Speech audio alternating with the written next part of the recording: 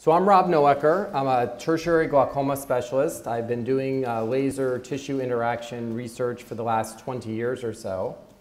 And so what I wanted to talk about tonight, or this afternoon, is the use of MicroPulse technology specifically for laser trabeculoplasty. There's certainly many other applications, and we'll hear about the retinal applications from our colleagues. There are other glaucoma applications as well, including psychophotocoagulation in a very kind of gentle and benign way. But today we'll focus on using it for trabeculoplasty. How many people here currently perform laser trabeculoplasty, either argon laser trabeculoplasty or SLT? Most people? Okay, good, good. Everyone's ahead of me already. Okay. All right, so let's just make sure that we're all on the same page. And what is MicroPulse technology? What's the difference between using light energy in a continuous mode versus using it in the MicroPulse mode? What's the technology do, and what are the advantages? So we see here in most of the lasers that I certainly used in my training were continuous mode lasers. And what you get that when you apply the energy constantly, you tend to have an accumulation of effects. In this particular case, we're going to specifically talk about using a green light. You can use many different frequencies of light. This application, we're going to talk about using green light, so 532 wavelength. And we see if you apply that, you have continuous energy applied, and you'll have increased heating. So light energy is turned into heating. With MicroPulse, what we do, there's a lot of on-off. So you apply it for a short period of time. You take it off, reapply, take it off. And the idea is that you're getting low-level injury to the tissue, and then you have biologic upregulation. But by turning off the energy, it stops the heating cycle from just building and building and building. And it's really the heat which is very destructive. And this is something that we've learned over time, that you don't need it. You can still get the good effects of using the laser for biologic upregulation without the harmful effects. Sorry. So once again, when you modulate it, you can, if you use a lot of energy or a little bit of energy, you get biologic effects. You have a number of growth factors released, inflammatory mediators, cytokine release. You have macrophage recruitment in the trabecular meshwork. And you can get all these things whether you use a very harsh laser, like we'll say, for instance, using ALT, argon laser, where you apply a lot of energy, or you can get those same effects if you just apply energy for a very short period of time. You still can get the benefit without the downside. And that's one of the things we learned with MicroPulse technology. It doesn't take very much energy to get the positive biologic effect, which in the case of glaucoma or trabeculoplasty is to lower intraocular pressure. So once again, by turning it off, we only have energy applied to the treatment zone. We don't get that spreading thermal effect, which can cause coagulation necrosis, which is an ongoing process that rarely stops on its own. There's certainly a number of MicroPulse clinical studies in the literature looking at all types of different applications. Once again, this has been looked at in the retina world primarily. We've also looked at other wavelengths with MicroPulse technology, such as yellow light, near-infrared light. But once again, what we'll focus on today is using the green light. So just to review, where we use laser trabeculoplasty as a whole when we're treating glaucoma, how many people here, when you treat glaucoma patients, use laser first line before medications? Who does that? Who usually does it after all medications have failed? And who uses it whenever they feel like it? Okay, that's me. So, and I think there's arguments to be said for using laser trabeculoplasty in each part of the treatment algorithm. I think there's some patients that medications are just not going to be effective or not able to take them. They're going to have too many side effects. Other people, medications are a reasonable option, and we're really trying to keep them away from incisional surgery. And that's the traditional place to do as a step before we have to do incisional surgery and have the complications associated with it. So once again, when we're treating here, in this picture of the angle, iris is here, scleral spur, trabecular meshwork, this is light band brown line. And then we also have a region of the non-pigmented trabecular meshwork. The truth is, whether you can see it or not, all trabecular cells, unless you are an albino, has some pigment in there. So there is always pigment that can be targeted by this laser. Sometimes it's not so evident and it can be difficult to see, and we may have to apply more energy to get the effect. But all human trabecular meshwork has some degree of pigment in it. So to compare and contrast with other laser technologies that are available to us now, is when we talked about ALT, and this is what I was taught in my residency, is that part of the therapeutic effect is that you cause a burn, you have shrinkage in that area of the burn that is no longer viable, no longer lets aqueous out, and then you open up adjacent areas. That area, I think, has relatively been proven more wrong than not. The newer theory is that you have activation of mediators. So once again, you have a low level energy. Cells that contain pigment are destroyed, but the non-pigment containing cells are left in place. Also, the collagen beams are left alone because there's no thermal damage. Then once again, there's cytokine release, there's recruitment of monocytes, which become macrophages, and they basically have cleaning up of the trabecular meshwork. ALT, because we're sacrificing some trabecular meshwork, is really, you don't tend not to do it 360 degrees at one time, just because you worry about removing viable meshwork, and it's a relatively focal small spot size. On contrast, SLT, which has been available for about 10 years or so, it targets intracellular melanin, so once again, it's more limited, only those cells that contain pigment. There's not much thermal damage.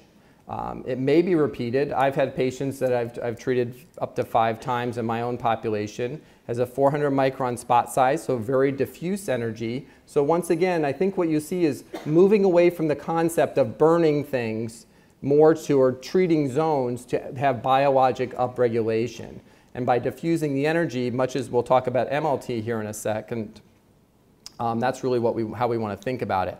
Unfortunately, SLT is there's only one thing you can do with your SLT laser, and that's SLT. And then you can have postoperative spikes. So MLT takes some of the good things that SLT is, because SLT is a kinder, gentler way to do trabeculoplasty. So MLT is similar in that, and it has the same green light. There's minimal to no thermal damage, and once again, because we've stopped the pulses, so heat cannot accumulate, it's targeting the exact same thing, those cells that contain melanin, a large spot size of 300 microns with a minimal to no inflammation, which once again usually comes from causing burns, is the source of the inflammation in most cases. It appears to be repeatable, and once again, we'll talk a lot about the different applications. So when you argue about why should a patient have laser trabeculoplasty, it works.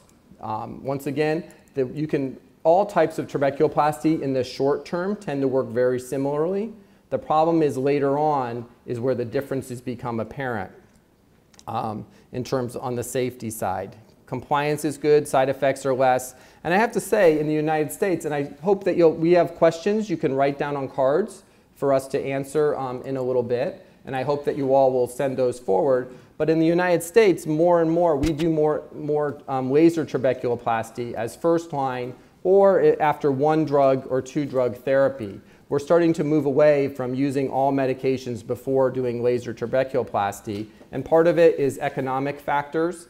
As our economy gets worse and worse, the people want to spend less and less on medications. So here's a video from Ike Ahmed doing a treatment, and this is very typical. You see the treatment zone. Here's iris, scleral spur, trabecular meshwork. Maybe we can replay that again. There we go. And you can just see the flash. And we just move along the trabecular meshwork. Try not to hit the iris to not cause patient discomfort or synechiae. And really, the nice thing about this spot size, for those of you who've done of SLT, the spot size with MLT is slightly smaller, but that can make a big difference in being able to better target the trabecular meshwork versus those relatively large SLTs. It's actually hard to avoid hitting the iris. So a very typical, I say, treatment. These are histopathology studies that we did several years ago. And here are the ALT burns. And once again, I'm sure some of you have seen the classic scanning electron micrographs of the ALT versus SLT. This is a different cadaver study where we did something similar. And you see these craters. And the problem with this crater is this whole zone will never, ever, ever let aqueous out of this part of the eye ever again. This is gone. And what you hope to see is that you have upregulation in the adjoining areas, but these areas of burns are no longer viable in terms of letting aqueous leave the eye. When we look at the MLT eye and compare it to control, we see no disruption of the tissue, and once again, very, very normal anatomy. So even though cells go away, pigment-containing trabecular meshwork endothelial cells are destroyed, they can repopulate. They subdivide, mitosis increase, they can repopulate the trabecular beams. If the trabecular beams and basement membrane is destroyed, they are no longer there. So how well does it work? In terms of intraocular pressure reduction, really what we expect is typically from all types of laser trabeculoplasty is about a 20 to 30% reduction, and that's what we see with MLT. So it works quite well in terms of lowering intraocular pressure. In this study, this relatively short-term study of patients on multiple therapy, so kind of once again maximal tolerated medical therapy, which I'd argue is a more difficult population to treat. These patients were on 3 meds on average, pressures of 25.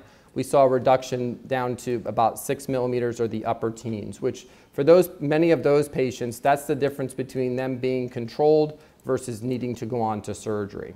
So in this particular study was not aimed at reducing medications, but merely reducing eye pressure. When you look at this data a little bit differently, in the patients treated with 100 milliwatts of MLT treatment with a preoperative IOP greater than 18, we saw a similar intraocular pressure reduction and some reduction of medications there. So takeaway points for MLT for treating for trabeculoplasty with both the green and the yellow lasers.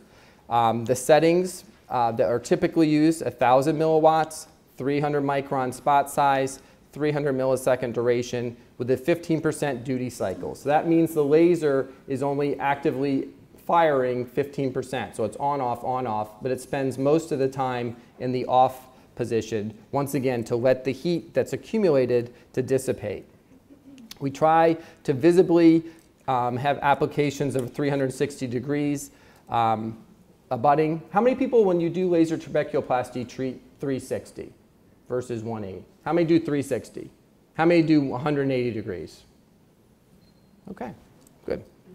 So that's interesting, because I usually do 360. I've become comfortable with being more aggressive. But 180 certainly, and that's the way our original clinical trials were done with 180, and that seems to work okay. So no pre or post-op medication. Sometimes I do have patients use a topical NSAID to keep their eyes comfortable, and follow up typically, I usually see them about 10 to 14 days. So, where can MLT be used? For those who the effect of medications are laser, so it's certainly, I've treated patients who've had prior SLT or ALT, and you still can get, this laser works differently enough where it can be effective in those patients who've failed those other treatments. Other people who've had inadequate responses, prior ALT, as long as the angle is open. The problem with some patients with prior ALT is there are a lot of peripheral synechiae, but you need to treat around the synechiae if that's a problem in some of those cases. Primary treatment has been used and seems to be effective. The benefits for patients is less medication load, the avoidance of surgery. And the nice thing specifically with this laser, and this is beyond the scope of this talk, but we can use the same laser for many other applications, both for glaucoma as well as retina applications. And that's all I have. Thank you very much. Good afternoon. The part of my talk, I've been using MicroPulse now for probably 6 to 8 months, so I'm going to talk more on the realistic side of if you buy this laser, if you have this laser and you're going to start to use it in retina, what to expect and what sorts of patients that you should recruit when you first get going. We definitely live in an anti-VEGF age. I'm from America now, and I will be honest with you, fellows that I train and doctors that I work with, their first shot that they do is actually putting a shot of Avastin, Lucentis, Eylea in someone's eye. And these have really been well documented in Rise and Ride. But the truth is that patients, one, don't like shots every month, and two, these drugs are really efficacious in only about 30 to 35% of all patients. So a third of patients do really, really well, which leaves you with the option of what do you do with the other 2/3 of patients, or what do you do with patients that aren't responding well or don't want shots at all? The DRCR actually demonstrated that if you use laser in combination with anti-VEGFs or even steroids, and I use all modalities, that the laser is still beneficial. And truthfully, I think in today's day and age, laser is well alive and is still a very viable part of your treatment option when looking at diabetics or vein occlusions. My interest in MicroPulse is truthfully looking at patients either as a first-line treatment for those that don't want treatment with the shot in the eye, and for patients that are really not responsive. I am very underwhelmed at the benefit of anti-VEGFs in patients that have diabetics. Some of my vein occlusions respond very well to anti-VEGFs, and some of them don't respond at all. And those are the ones that really require looking at for laser. The other thing is that this laser is really almost a 4-in-1 or a 3-in-1 type of laser, which is very appealing to me. One is that there's an indirect laser as well to treat tears and peripheral detachments. Two is that you also have the continuous wave if you want to do basic focal laser, and the MicroPulse. And then also there is the pattern laser for peripheral laser photocoagulation. So I look at this as really a complete laser that was very, very practical for our practice to purchase. I think when you get into MicroPulse, the concern is that we've all been trained, those of you that are in retina, to look for a blanch or a photocoagulation spot. And so when you do the MicroPulse for the first time, there's this sort of leap of faith that, am I going to be treating something and getting this large burn? You're not going to get that. And so I think there's a bit of a leap that when you start this, you sort of have to trust the laser. And then once you get into it, there's a true comfort factor that when you realize what this laser can do. From my consideration of starting MicroPulse, obviously, is safety. This is, Estella showed you can treat the fovea, and obviously, I think no one who starts off in this laser is going to want to go and shoot the fovea right away. There's a comfort factor, but this is a safe laser. It's been shown in many studies in the retina to be efficacious, and to be honest with you, it's much faster and more efficient than doing focal laser to microaneurysms. I can really only speak from economics in the United States that we get paid for laser and that we do it, and we probably get paid better for laser than we do for injections, but that's not the reason that I do it. But from an economical standpoint, we do get reimbursed in the United States.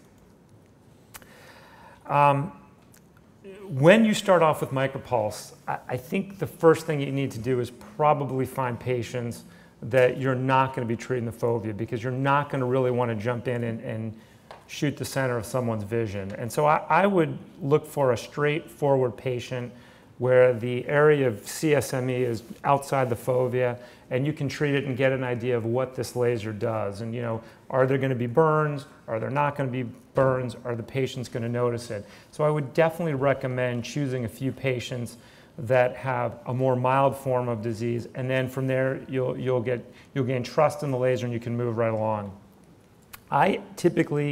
The patients that I treat with MicroPulse are those that do not respond to anti-VEGF for DME, which is a number of them, as well as branch vein occlusions. I have a number of patients that don't want any injections at all. When you tell them that they're going to get shots in the eye for the next 6 or 12 months, they look at you like you're crazy. And then there are some patients that have very limited macular edema right around the fovea, that it's probably too small of an area to start off with injections. And in that situation, the risk of the injection is probably too great. And in this situation where you have a non-burning laser, those are excellent candidates to start off with. And the other thing is I have adopted a number of patients in my practice over time who have a lot of heavy laser burns. And if I'm going to do more laser, I don't want to cause any more destruction to the laser to the retina than what's already there.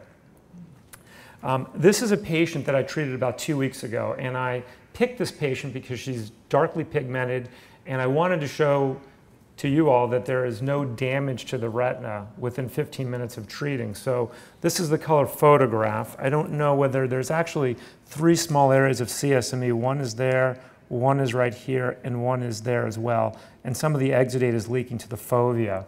And then there's an autofluorescence picture to the far left, and that's just comparison of pre and post laser. So I did a 7x7 grid to here, here, and here. So right in this area. And then you can see 15 minutes later that there's no visible burns to this area or that you can see on fundus autofluorescence.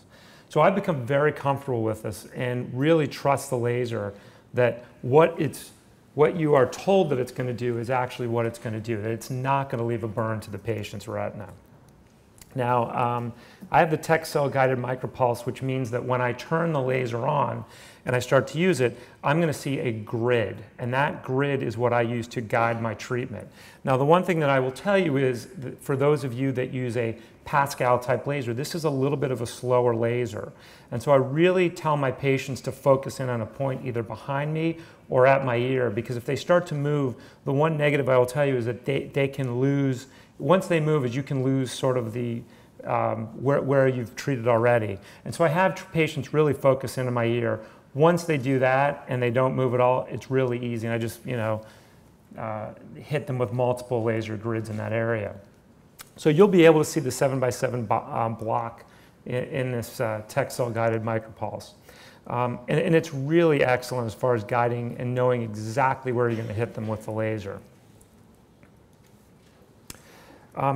This is a very good study by Lavinsky that was published, and I would garner to say that if you put down a wager and said which of these 3 groups, modified ETDRS, micropulse high density, or micropulse low density, you would probably think that the micropulse low density would come out on top. It doesn't.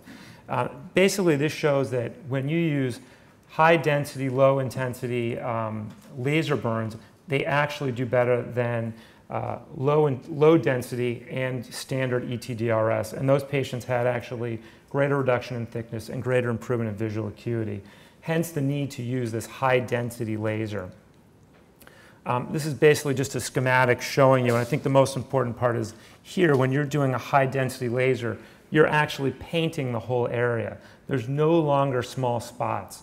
And this is really in contrast to basic ETDRS or PRP laser, where you get a heavy, heavy laser burn, which is what Rob was talking about, and that that retina is no longer functioning.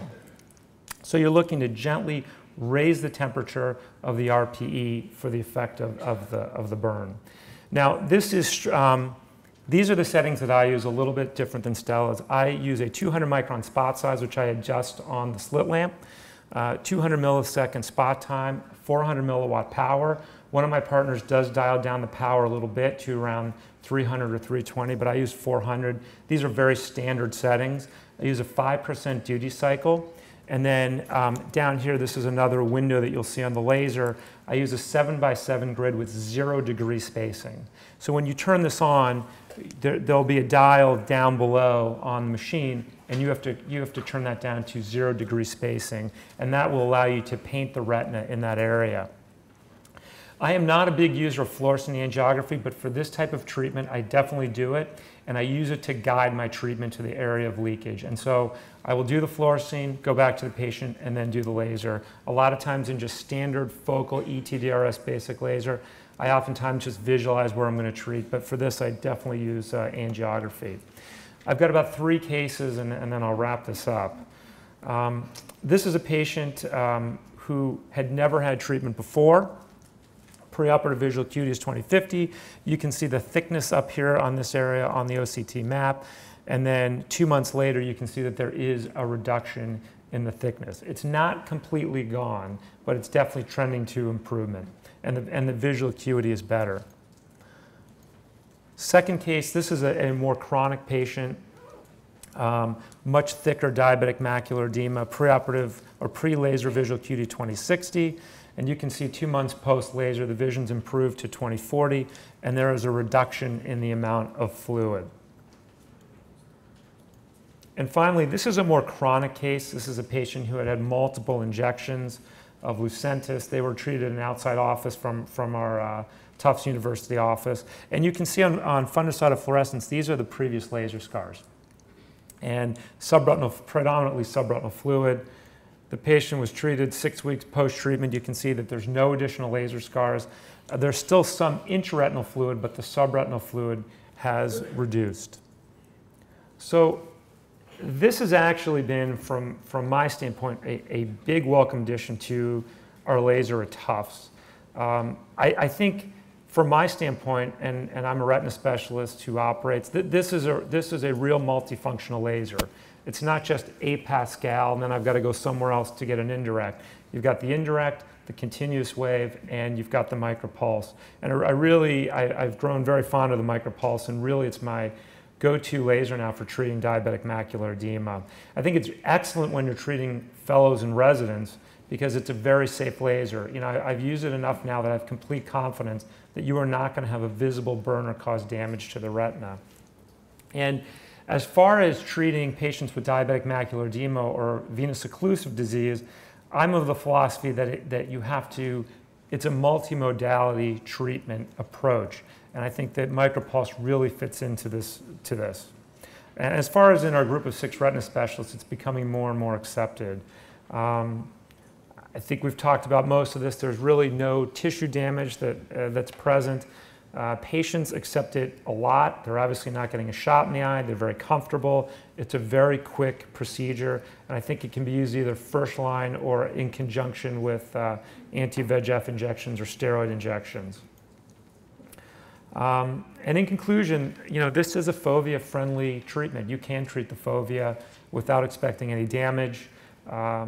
I think Stella's group and others have shown in many of the publications that this is an efficacious treatment and definitely can be used in combination, you know, given the DRCR net findings. Thank you very much.